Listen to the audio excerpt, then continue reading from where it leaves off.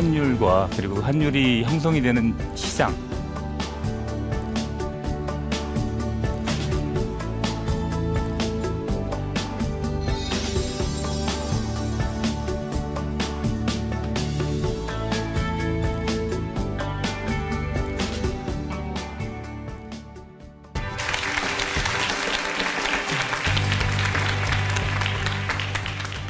예, 안녕하세요. 저는 한국은행에서 국제역장으로 좀 근무하고 있습니다. 이승헌이라고 하고요.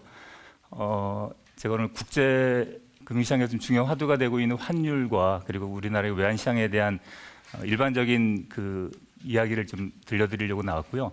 우리나라의 원달러 환율 중심으로 소개를 드리고, 그리고 이제 그 환율이 형성이 되는 시장, 그리고 그 관련된 약간 주변에 좀 더 복잡한 시장들이 있습니다. 거기에 대한 시장들도 간단히 소개를 해드리고, 그리고 나서는 최근에 환율이 어떻게 움직이고 있는지, 그리고 어떤 입장에서 이런 부분을 좀 관측하셔야 되는지를 좀 간략하게 소개를 드리려고 하겠습니다. 이게 좀 전문적인 영역이 많고 잘못하면 좀 지루해지거든요. 그래서 대학생들 분들이 이해할 수 있는 영역 부분에 한해서 좀 소개를 시켜드리도록 하겠습니다. 먼저 환율의 보편화라고 하는 건데, 사실 환율이 저 같은 경우에는 중학교, 고등학교나 돼서 환율이라는 걸 이해하기 시작했던 것 같아요. 학교에서 선생님들이 가르쳐 주시고 그러면 환율이 이런 거구나라고 이제 단순히 외웠는데, 요즘에는 초등학생도 아마 환율은 알지 않을까 이런 생각이 듭니다. 왜냐하면 여행을 많이 다니잖아요.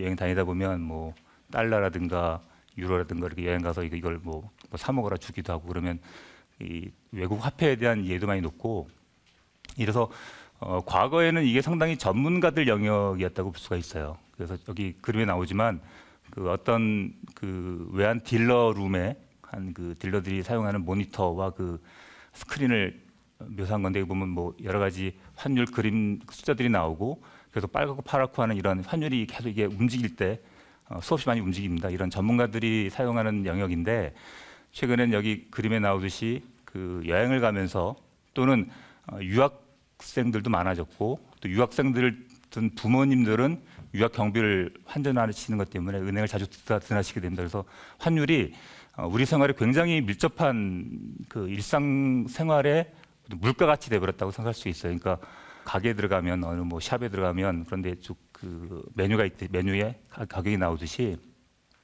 이런 환율이 그런 보편적인 물가처럼 지금 사용되는 그런 시대입니다.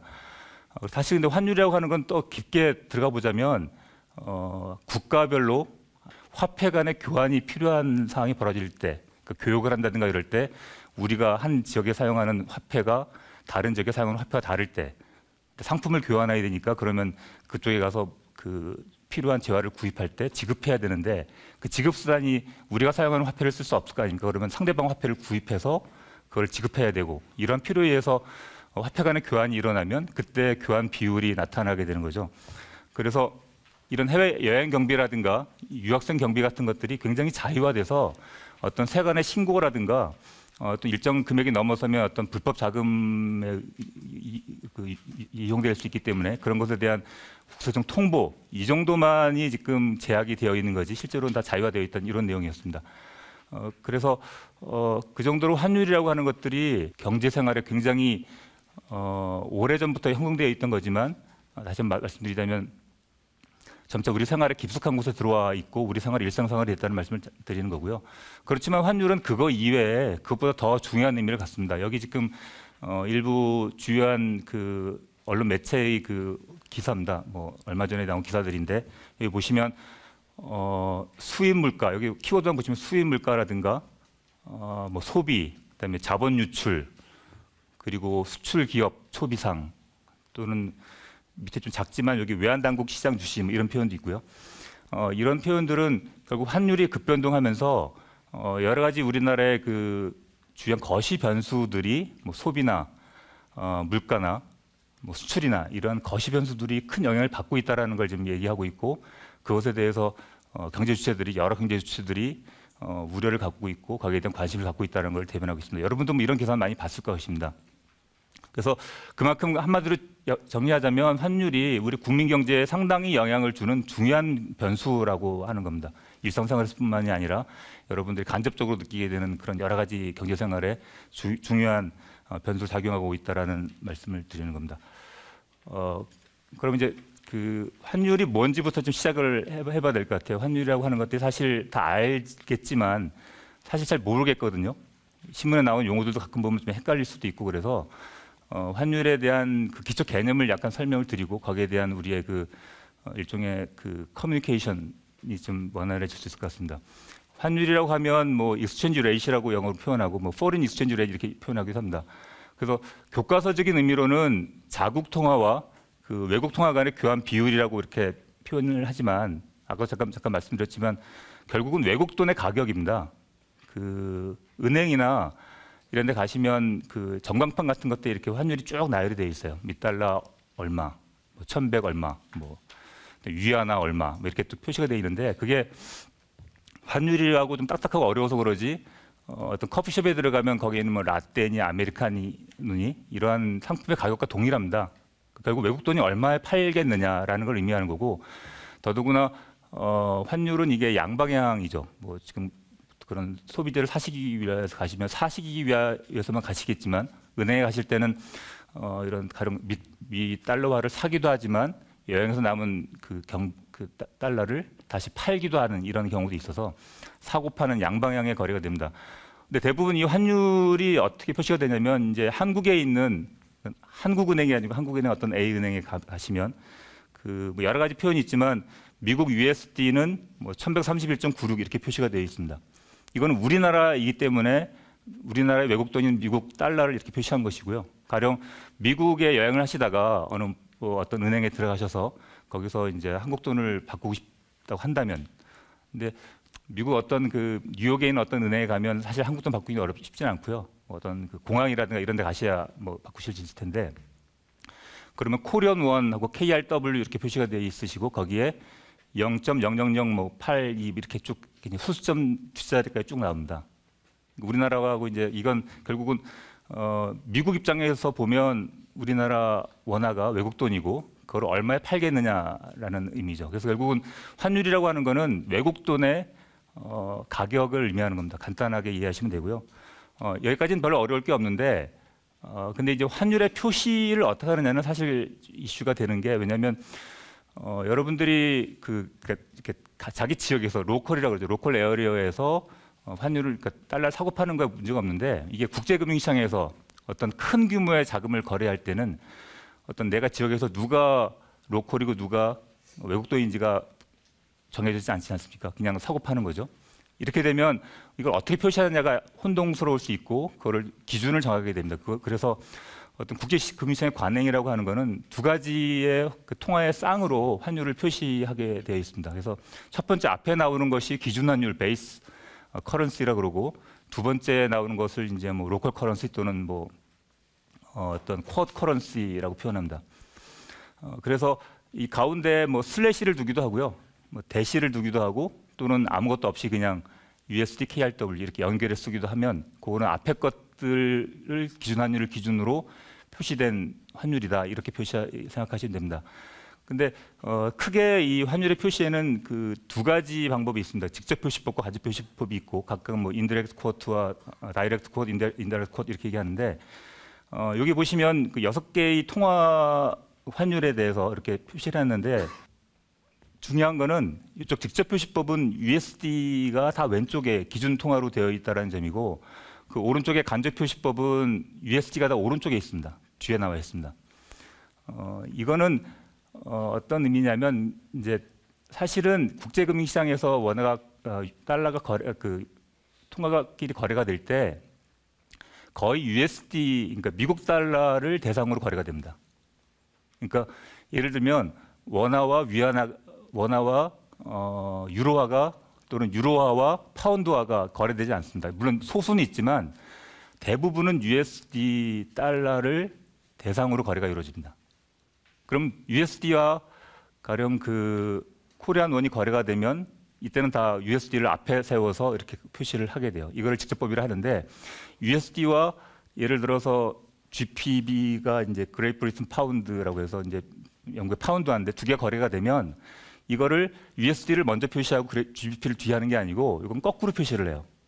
그래서 그러니까 파운드와 1파운드당 몇 달러냐라고 표시합니다. 똑같이 USD가 거래가 되는데도 하나는 USD를 먼저 해서 USD 1달러당 얼마로 표시하게 되고, 또 다른 방법은 1달러당이 아니고 그 상대 통화 GBP라든가 AUD라고 하는 게 오스트리안 달러거든요. 또는 EUR은 유로를 얘기하고요. 유로당 몇 달러라고 표시하게 됩니다. 이거는 전통적인 관행이고요. 주로 퀸즈 커런시라 그래서 그 유로 파운드와 뭐 오스트레일리안 달러, 그다음 뉴질랜드 달러 같은 것들이 이런 형태의 것이고, 또 하나는 그 이후에 형성됐지만 유로화도 이러한 간접 표시법을 따르고 있습니다. 그래서 그렇게 이해하시면 되고, 이런 통화들이 나올 때 뭐가 기준이냐는 좀 구별해서 들으시면 될 겁니다. 근데 또 하나 이제 실제로 여러분들이 신문을 읽으시거나 또 한국은행에서 나온 자료들, 한국은행 저기 금요강의 같은 많이 오시니까 거기에 나온 자료들 보면 환율을 표시할 때 이 원달러라고 표시하는 경우가 가끔 있어요. $1/달러 이렇게 표시하거든요. 근데 아까 좀 전에 말씀드린 거는 원화 같은 경우에는 USD, KRW로 USD를 먼저 쓴 직접법을 쓰는데 표시는 또 $1라고 또 얘기를 합니다. 그리고 $1만 그런 것이 아니고 우리나라하고 상대적으로 그 외국 화폐인 위안이라든가 또는 유로의 경우에도 원 유로, 원 위안 이런 식의 표현을 많이 해요.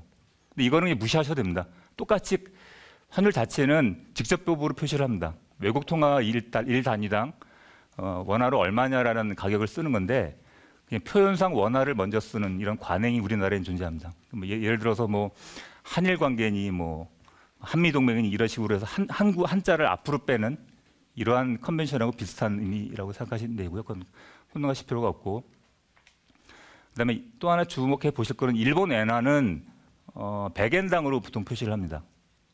그러니까 아까 뒤화면을 잠깐 보시면 그 1달러든 1000단위 되냐, 1120원 이렇게 되는데 엔화 대 달러는 111원이니까 엔화 1엔당 원은 한 10배 정도 이렇게 보통 10점 이렇게 나가야 되는 게 정상인데, 그렇게 되면 그 뒷자리 수가 좀 처리가 곤란해져요. 너무 길어진다는 거죠. 그래서 우리나라는 좀 관행상으로 거기다 곱하기 100을 해서 100엔당 얼마다, 몇 원이다 이렇게 표시를 하는 게 관행으로 되어 있습니다. 그리고 여기서 제가 잠깐 빼먹었는데 주의하셔야 볼 거는 이 표시 단위 숫자가 몇 개, 뭐 유효 숫자라고도 얘기할 수 있지만 환율을 표시하는 유효 숫자가 통상 5개의 숫자를 쓴다는 겁니다. 그리고 경우에 따라서는 6개짜리도 보이는데, 뭐 우리나라 지금 KRW도 제가 0.80이라고 썼고요. 저 파운드의 경우에도 1.30504라고 해서 뒤에 소수점 밑에가 5자리로 돼 있어서 총 6자리인데, 이거는 그 그러니까 큰 도매 시장에서 거래의 편의상 6자리로 표기해서 가격을 표시하게 됩니다. 이거 뭐 마켓 컨벤션이니까 그렇게 이해하시면 되고요. 그래서 이제 맨 밑에 보시면 그 우리가 이제 신문지상이나 어떤 그 글에서 $1 상승이라 그런다면 원화 가치가 하락을 하는 거고 달러 가치, 외국 돈의 가치가 올라간다는 것을 의미합니다.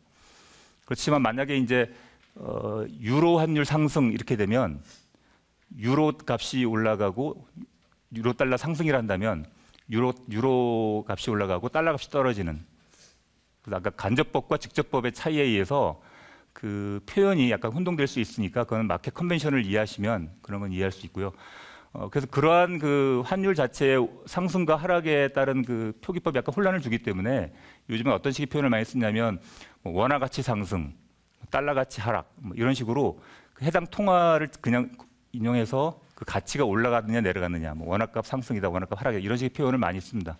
그게 훨씬 이해하기가 쉽고요. 다음으로 조금 더 이제 깊게 들어가자면 그 환율의 종류인데 크게 이제 시장 환율과 이론적 환율이라고 했지만 시장 환율이 아닌 어떤 계산에 의해서 나오는 이런 그 여러 가지 목적에 의해서 그런 환율들이 존재합니다. 사실 아까도 말씀드렸던 그 보편적으로 그 일반인들이 이해를 못 하시는 게 환율이 다 존재하는 줄 아세요. 실제로 가령 아까도 말씀드렸듯이 뭐 $1 뭐 이런 거는 실제로 시장에 거래가 되지만 원화와 유로가는 실제로 거래가 안 됩니다. 원화와 유로화를 따로 거래하는 시장은 없습니다. 물론 시장 그 은행에 가시면 사실 수는 있는데 그거는 그냥 소매은행에서 파는 거지 그거를 거래하는 뒤에 말씀드릴 그 은행 간 시장은 존재하지 않습니다.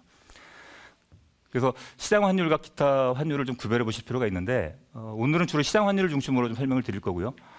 시장 환율은 크게 거래 상대방이나 결제 시기 등을 이제 차이에 의해서 간단하게 요 두 가지 종류로 분류해 볼 수가 있는 게 첫 번째는 대고객 환율과 은행 간 환율, 그거 이제 좀 더 설명 드릴 거고요. 그리고 현물 환율과 선물 환율 이렇게 크게 대별이 됩니다. 이거는 좀 중요한 개념이기 때문에 설명을 드리겠습니다.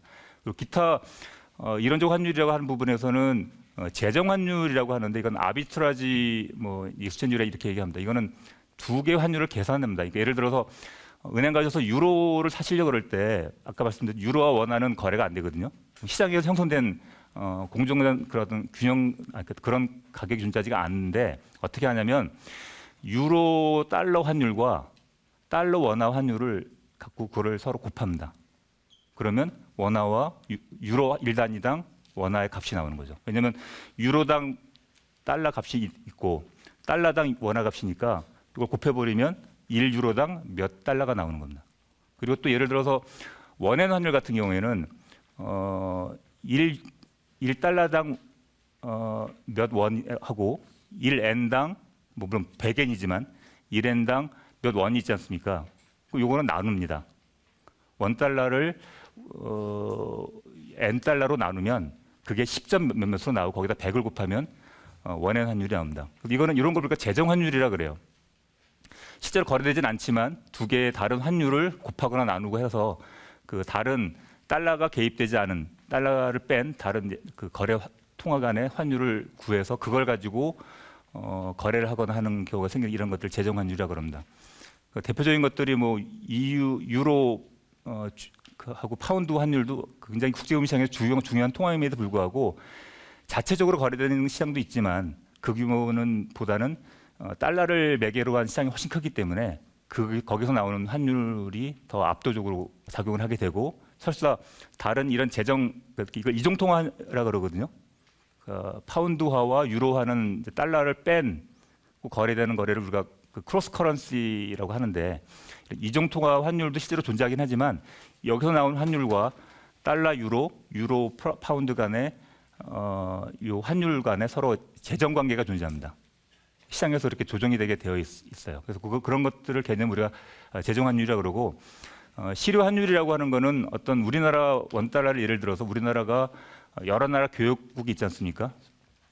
미국도 있고 뭐 중국도 있고 유럽도 있고 그럼 이런 여러 교역국의 무역 가중 평균을 이용해서 각각의 그 하나는 원달러 환율이 있고 다른 건 재정 환율이 있지 않습니까? 이런 것들을 가중 평균에서 내 가지고 우리 원화의 평균적인 실효적인 환율이 얼마나 되느냐를 따집니다. 이건 아마 교과서에서 배우셨을 텐데 그래서 이거는 결과적으로는 어떻게 많이 쓰이냐면 한 나라의 수출 경쟁력 전반적인 한 나라 교역을 뭐 우리가 미국만 하고 교역을 하는 건 아니니까 특히 최근에는 중국하고 교역이 훨씬 크니까 이런 여러 가지 그 교역 상대국가에 대해서 우리가 얼마나 그 환율이 이 수출의 경쟁력에 도움이 되느냐, 뭐 안 되느냐 이런 거를 따질 때 쓰는 개념이고 실효 환율이라고 그럽니다. 그다음에 균형 환율은 좀 이론적인 환율이죠. 진짜 이거야말로 어떤 하나의 경제가 대내외 균형을 이루는 그런 환율이 어떤 것이냐를 어떤 일종의 계량 모형 등을 통해서 만들어내는 환율입니다. 굉장히 그 컨셉이고 실제로 존재하지 않는 거고 여기에 대한 것들은 뭐 단일하게 나오기는 쉽지는 않습니다. 그래서 아까 말씀드렸듯이 대고객 환율이라는 것이 있는데 대고객 환율은 실제 은행 가시면 이런 보통 현찰 매도율, 뭐 현찰 매입률, 그다음에 요즘 수표 매도율이라고 하는 거는 주로 이제 트래블러 수책 TC를 얘기하는데 TC는 요즘 별로 사용 안 하니까 큰 의미는 없을 것이고 전신한 매도율, 전산 매입률이 있습니다. 그래서 여러분들이 실제 그 달러를 또는 위안화를 실물로 사실 때는 이 현찰 매도율을 그 적용을 받으시고 만약에 여러분 부모님이 또 여기 계신 어떤 분이 미국으로 송금을 하시려고 그러면 그때는 전신한 매도율이라든가 전신한 매입률 이런 식의 것이 사용이 되고 각각 그 보통 현찰 매도율이나 현찰 매입률이 제일 높고 낮은, 그래서 은행 입장에서는 마진이 높은 이런 환율입니다.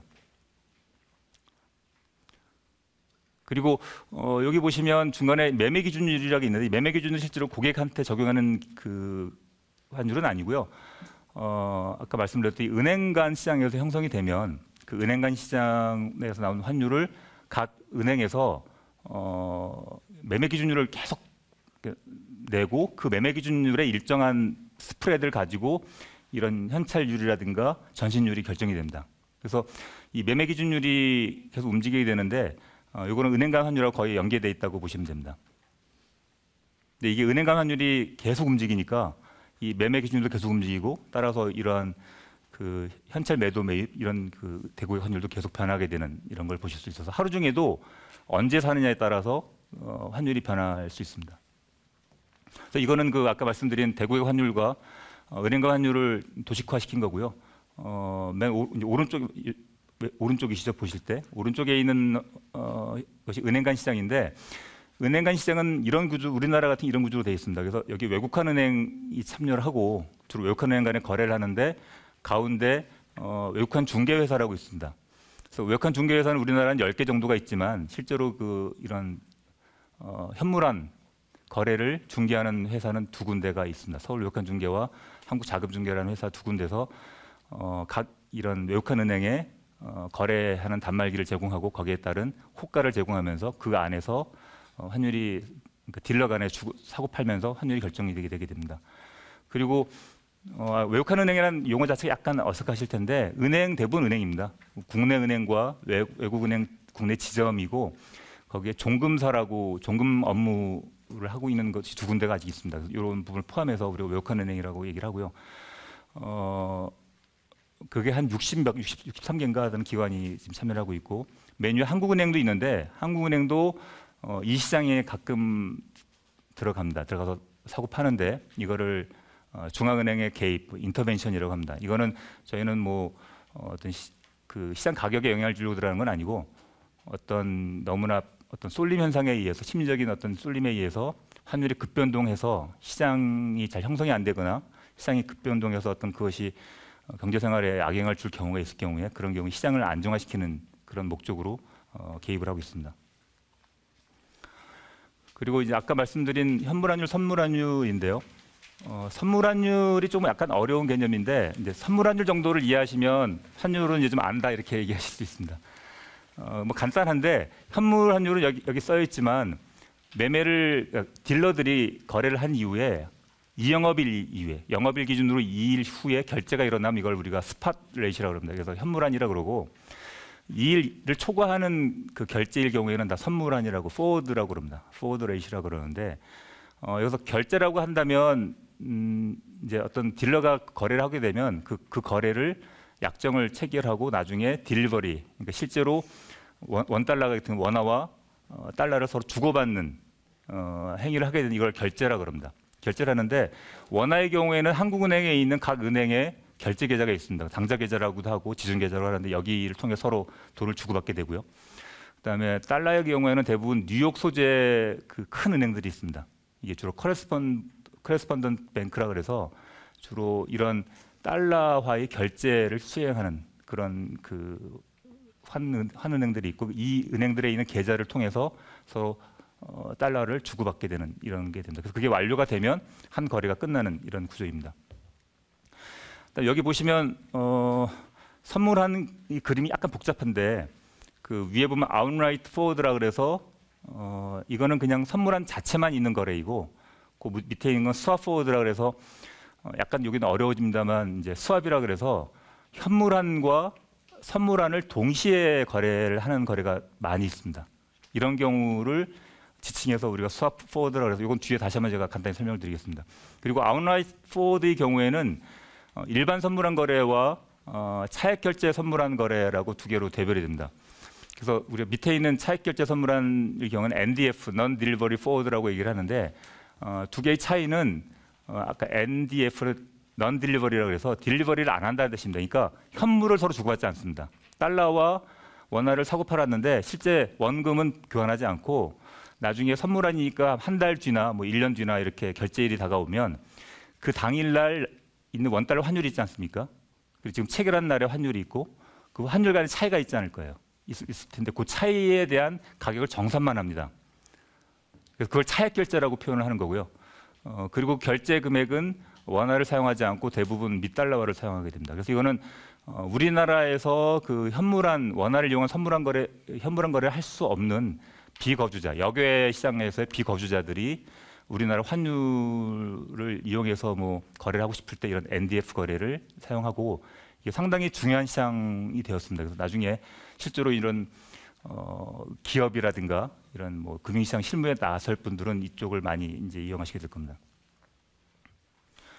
뭐 간단히 더 들어가기 전에 환율 제도에 대해서 간단히 설명을 드리면 고정환율제와 변동환율제로 나눌 수 있고 다 아시는 개념일 겁니다. 고정환율제는 외환 당국이 환율을 소위 말하는 오피셜 레이트, 공정환율을 이렇게 발표를 합니다. 그래서 그 환율에 의해서 결정을 하고 그것에서 거래가 이루어지는데 이게 문제는 그 환율이 그 실제로 그 환율에서의 어떤 경제의 그 외국 통화에 대한 수요와 공급을 제대로 반영을 해서 되면 이게 문제가 없는데 이게 안 변하거나 왜곡이 되면 이 그 자금 수급에 문제가 생겨요. 그래갖고 대부분의 경우에는 암 시장이 생깁니다. 암 달러 시장이 생깁니다. 그래서 이중 가격이 형성이 되고 다양한 환율이 생기면서 이게 경제 교란을 일으키고 자원 배분을 왜곡하기 때문에 결과적으로 지금 대부분 나라들은 변동환율제로 뭐 이행을 했는데 뭐 꼭 변동환율제 꼭 좋은 건 아닙니다. 고정환율제를 제대로 이용하고 제대로 평가를 한다면 되는 거고 일부 국가들은 고정환율제를 뭐 사용하는 국가도 많이 있고요. 홍콩 같은 경우에는 일종의 달러 패그, 그러니까 그 커런시 보드라든가 이런 걸 통해서 완전히 달러와 홍콩 그 해당 국가 간의 교환 비율을 일정하게 유지를 해서 그걸 운영하는 이런 경우도 있고 상당히 다양한 형태의 그러한 그 베어리에이션, 그 차이들이 여러 가지 제도가 존재합니다. 그걸 지금 다 설명을 드릴 수는 없고요.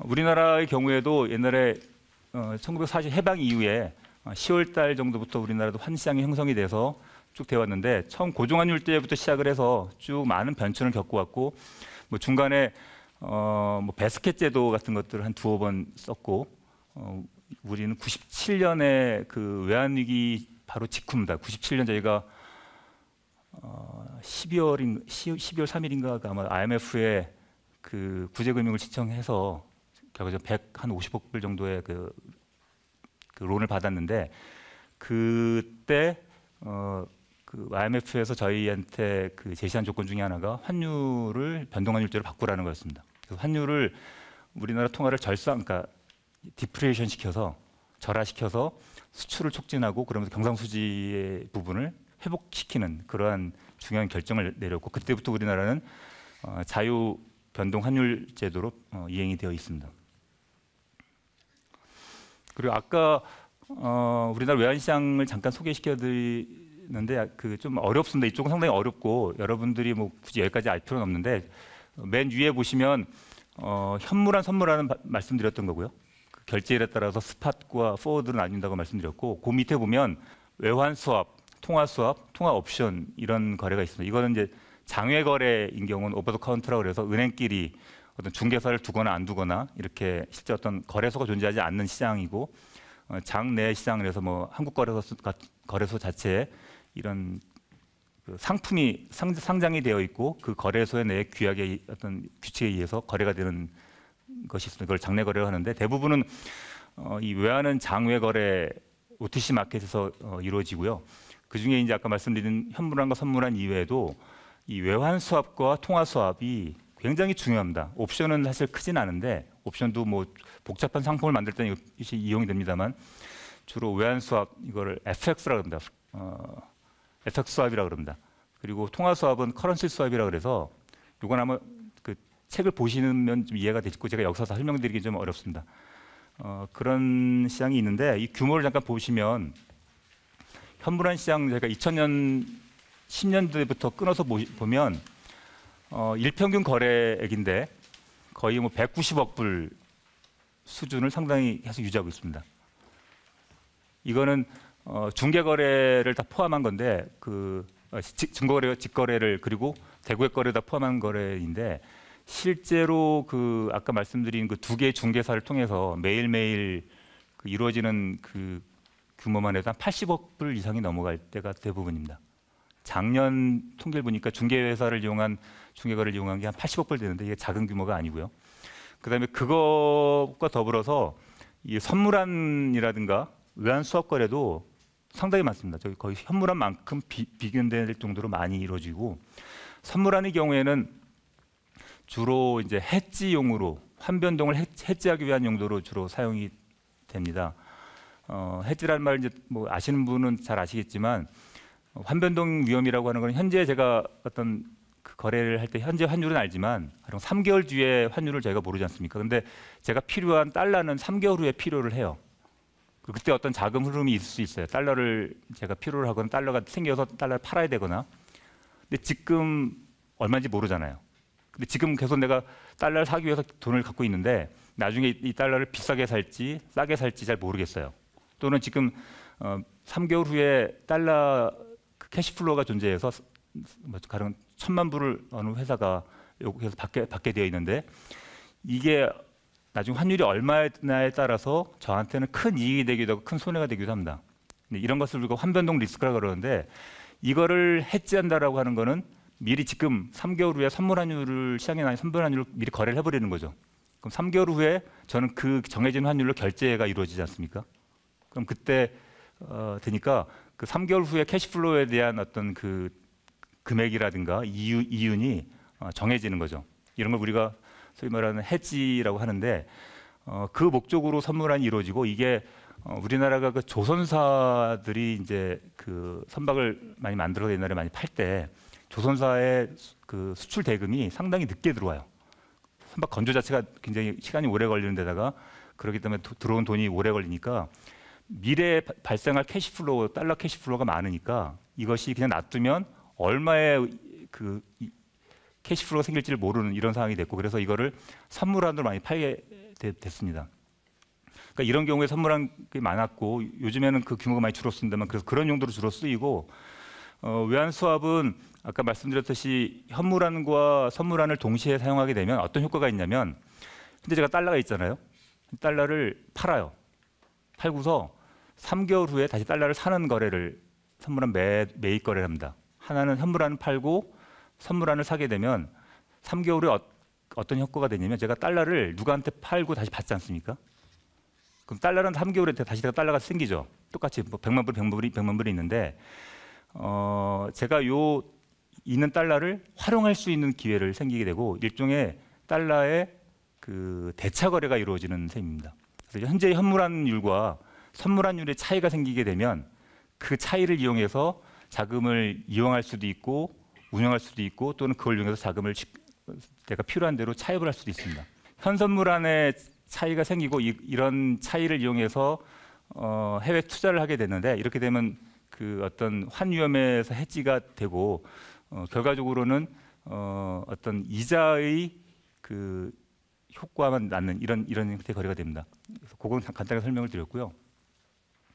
그래서 NDF 거래가 지금 이렇게 2007년 그 1, 4분기까지 상당히 많은 규모가 지금 거래가 되고 있고, 요건 주요 신흥국의 이제 NDF 거래인데 이거는 이제 BIS 자료입니다. BIS 자료가 우리나라만이 아니고 전 세계에서 거래되는 각국의 NDF 거래를 이제 통계를 낸 건데, 우리나라가 이 신흥국 중에서 제일 많은 거래를 형성하고 있습니다. 이거 일평균 금액인데 300억 불 정도가 된다 그래요. 우리나라가 한 90억 불 정도인데 여기에서 더 많은 거래가 이루어지고 있는 것을 알 수가 있고, 이걸 보시면 이게 글로벌 외환 시장이 쭉 돌아가는 시기인데 결국은 시드니에서 07시 시작을 해서 우리나라 시간입니다. 우리나라 시각 기준으로 시드니에서 07시에 시작해서 그 다음날 07시까지 뉴욕장이 마감이 되는 요 24시간 돌아가고, 우리나라 시장은 아침 9시부터 3시 반까지 끝나는데 이 국제금융시장은 계속 돌아가고 있고, 이 국제금융시장이 돌아가는 가운데 그 NDF 환율이 계속 거래가 됩니다. 그래서 원화 환율도 사실은 우리 국내 장에서 9시부터 3시 반에 형성되는 현물 환율 이외에도 그 가운데도 NDF 환율이 계속 이루어지고 있고, 우리 장이 끝난 다음에도 글로벌리 계속 NDF 거래는 발생하고 특히나 이 런던 시장이라든가 뉴욕 시장에서 굉장히 활발하게 이루어지고 뉴욕장에서 형성된 NDF 환율이 그 다음날 그 우리나라 현물 환율에도 큰 영향을 미치게 된다. 그래서 간밤에 미국에서 뒤에 좀 설명이 나오겠습니다만 뭐 페드가 미 연방준비위원회가 뭐 금리를 올렸다 내렸다, 옐렌 의장이 무슨 얘기를 했다 이런 것들이 시장에 영향을 미쳐서 그 NDF 환율을 흔들게 되면 그 환율이 바로 아침에 우리나라 시장 현물 환율도 크게 움직이게 되는 이런 현상을 많이 볼 수가 있습니다. 그리고 아까 이건 통계지만 그 미국 통화가 거의 뭐 압도적으로 지금 거래가 되고 있는 걸 보실 수 있고요. 이 비율을 보시면 이게 총 합계가 200%인데 그 이유는 쌍방 거래를 다 포함하기 때문에 그렇습니다. 근데 대부분이 87.6%로 미국 통화인 걸 보면 거의 미국 통화를 대상으로 거래가 이루어지고 있다는 걸 알 수가 있습니다. 그 일부는 뭐 기축통화기끼리 이루어지기도 하고 뭐 이런 거고요. 그래서 최근 우리나라 그 원달러 환율 동향을 보면 그 2008년 소위 말하는 그 글로벌 그 금융 위기죠. 미국에서 그 서프라임 모기지의 어떤 부실과 그에 따른 금융시장에 대한 혼란이 왔고 그때 전 세계의 그 유동성 달러 유동성이 그 고갈이 되면서 상당히 큰 금융 위기가 왔는데 다 아시는 얘기일 거고요.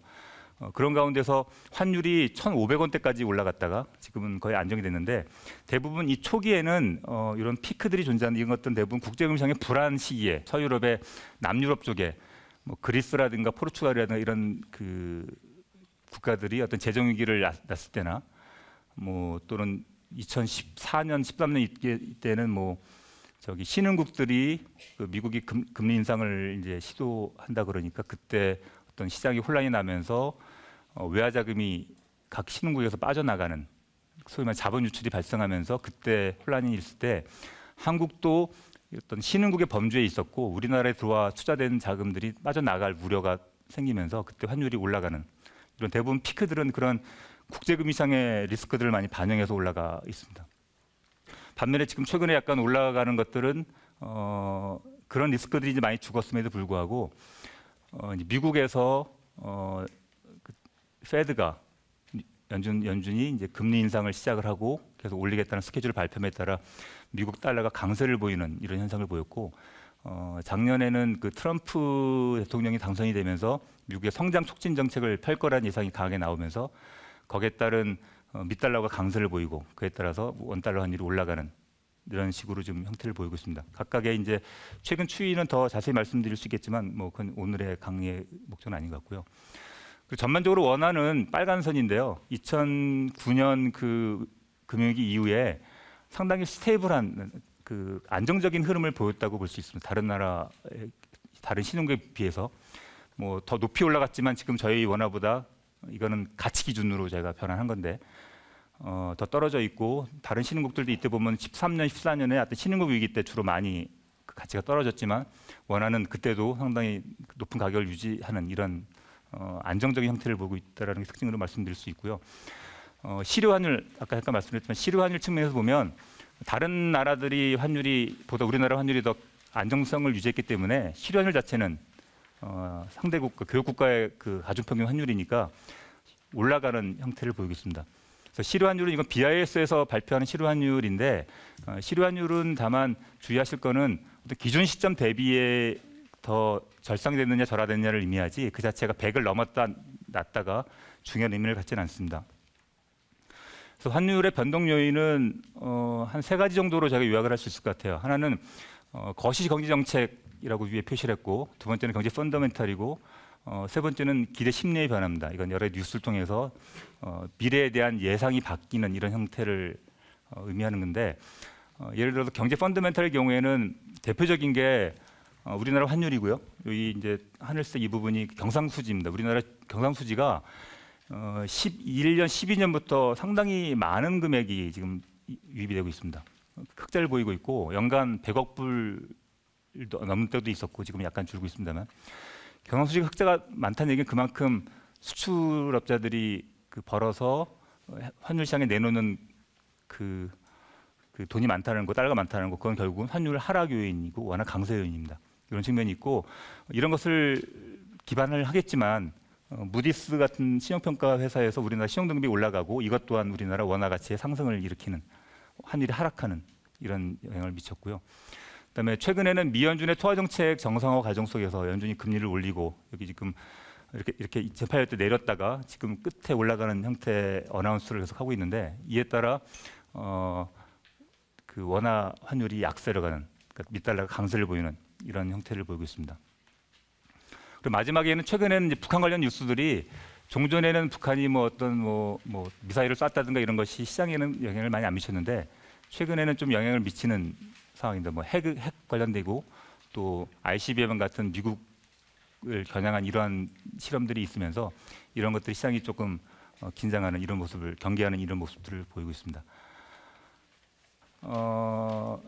결국 환율이라고 하는 것이 제 강의 요점은 굉장히 중요해졌고 여러분 우리들 일상생활의 어떤 개인 삶에서 문제뿐만이 아니라 우리 경제에 굉장히 중요한 변수라는 것이고 아마 지금 그런 면에서 우리들이 잘 이해를 하고 잘 대응을 해야 될 거로 이해를 하고요. 저희 한국은행은 아까 잠깐 말씀드렸지만 이러한 시장이 어떤 그 수요와 공급에 의해서 환율이 제대로 결정이 되고 원활하게 되면서 효율적으로 어떤 환율이 결정되면서 시장 어떤 국민 경제의 원활한 건강한 발전을 기여하도록 저희는 노력을 하고 있습니다. 그냥 간단히 말씀드렸고요. 이게 여러분들 뭐 환율 이해에 좀 도움이 됐으면 바라겠습니다. 이상입니다. 감사합니다.